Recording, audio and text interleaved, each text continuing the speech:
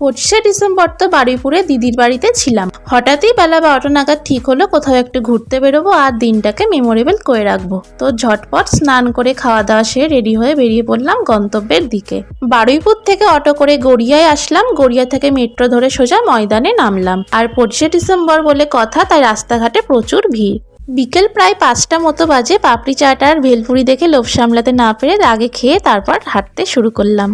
প্রায় 6টা মতো বাজে, রাস্তায় ভিড় আরও বেড়েছে। তারপর আর কি বাকিদের মতো হুজুকে পড়ে চলে এসেছি পার্ক স্ট্রিটে।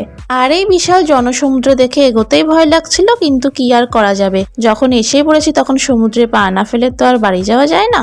আর দেখো, বলতেই ভুলে গেছি, আজকে দিদি মিথুনদার সাথে কিন্তু আমার আরেক দিদি দাদা আর তাদের মেয়ে, মানে আমার আরেকটা মিষ্টি বোনঝিও আছে। তো এই উপচে পড়া সমুদ্রের মাঝেও আমাদের আড্ডা, হাসি ঠাট্টা এগুলো কিন্তু বাদ পড়ে যায়নি। তোমরা 25শে ডিসেম্বর পার্ক স্ট্রিটে কে কে ভিড়ের মধ্যে ঠেলা খেতে গেছো কমেন্টে